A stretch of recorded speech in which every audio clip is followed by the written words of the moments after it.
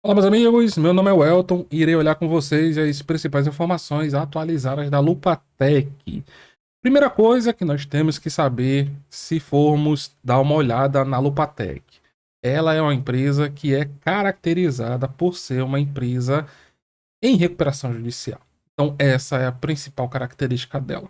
Geralmente, empresas em recuperação têm as suas ações mais especulativas, são aquelas ações mais bombinhas. Então coloquem um capacete e saibam que aqui na Lupatec é aquela ação que é tiro, porrada e bomba. Ah, mas você vai falar assim, não, mas as outras ações também são, concordo com vocês. Mas aqui é aquela que dá a pancada pra cima, parece que vai decolar, às vezes realmente decola, no outro dia devolve tudo e mais um pouco e fica lá sardinhada sem entender o que foi que aconteceu.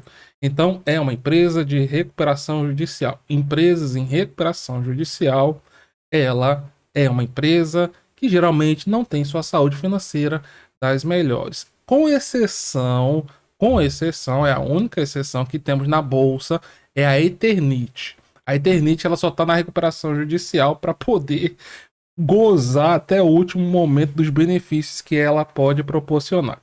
Então hoje tava eu aqui assistindo a Copa do Mundo. Por falar em Copa do Mundo, hoje, rapaz, quem diria, meus amigos, quem diria que a Argentina ia perder para a Arábia Saudita de virada e o gol da Argentina ia ser de pênalti, que na minha opinião nem pênalti foi. Pois é, futebol tem dessas coisas.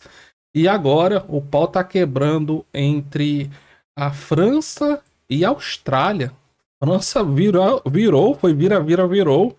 Mas realmente a França tá jogando bem melhor que a Austrália. Se brincar, ainda dá para fazer aqui uns 4-1, 3-1.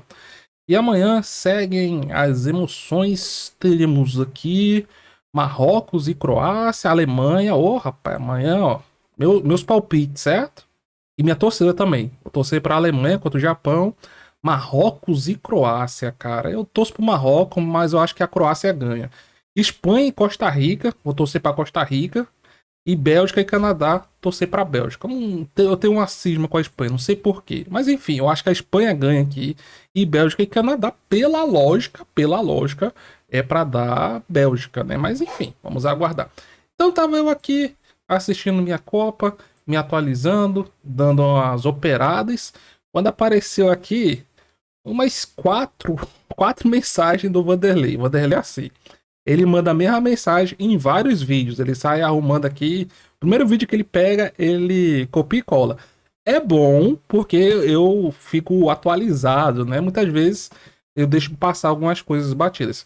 Mas ele fez aqui uma divulgação sobre a situação atual da Lupatec, que é justamente a opinião do Ministério Público pelo fim da recuperação judicial da Lupatec, que já está se arrastando aqui durante muito tempo. Então, ó, o Ministério Público, ele dessa parte tá pública, ó.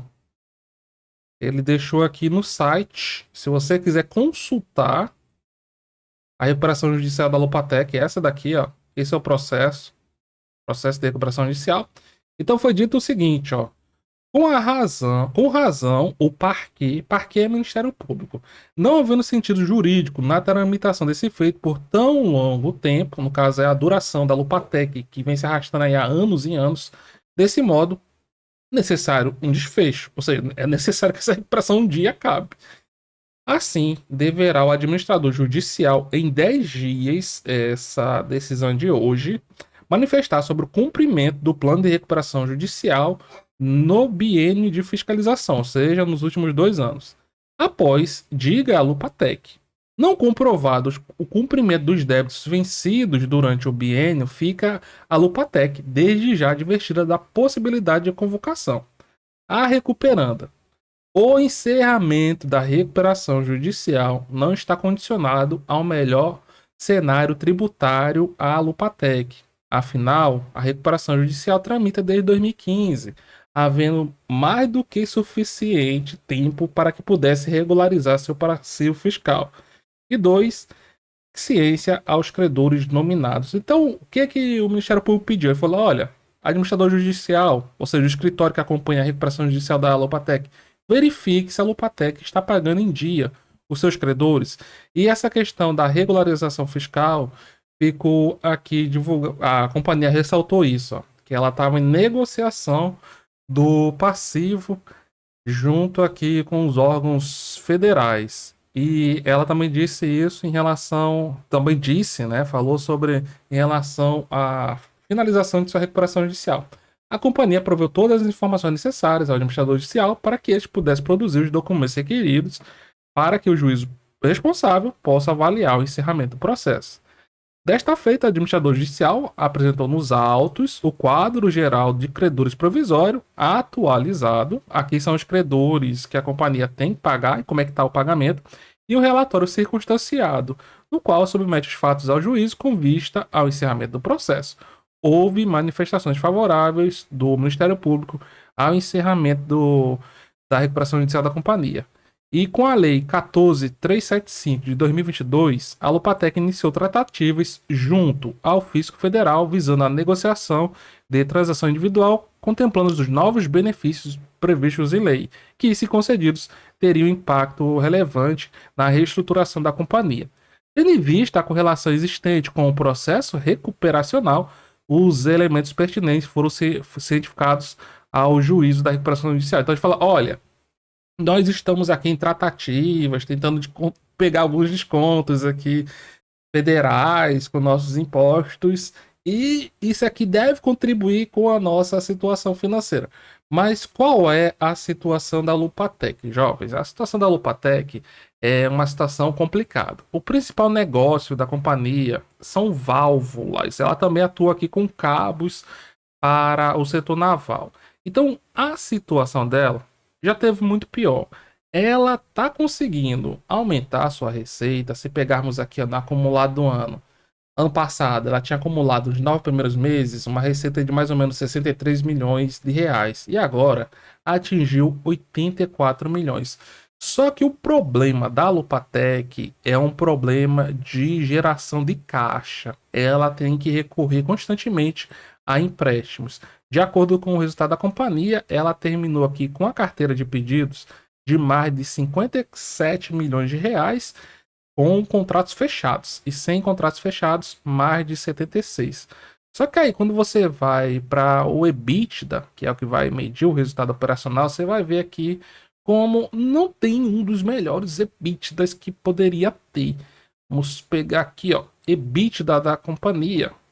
No terceiro trimestre, ó, e no ano passado já não era muito bom, né? Não era muito bom. Chegou aqui, ó, o EBITDA, cadê? Ajustado, é decorrer dos custos, produtos, serviços, EBITDA aqui. Ano passado era próximo de 3 milhões. Agora bateu 1 milhão e 200. Quando pegamos no acumulado, deu até uma melhorada aqui, ó, nessa parte de produtos. Mas quando vai ver serviços, os serviços eles são negativos. Aí quando você vai ver o total, ó, mais um resultado operacional negativo. No ano passado estava até menos pior. Ela gerou pelo menos aqui 660 mil reais em EBITDA, em resultado operacional. Agora foi um resultado operacional negativo em 75 mil, né? E no acumulado do ano está negativo em mais de 1 milhão de reais. Quando vamos olhar aqui a questão de resultados, é prejuízo em cima de prejuízo, meus amigos. E caixa também, caixa reduzindo aqui cada vez mais.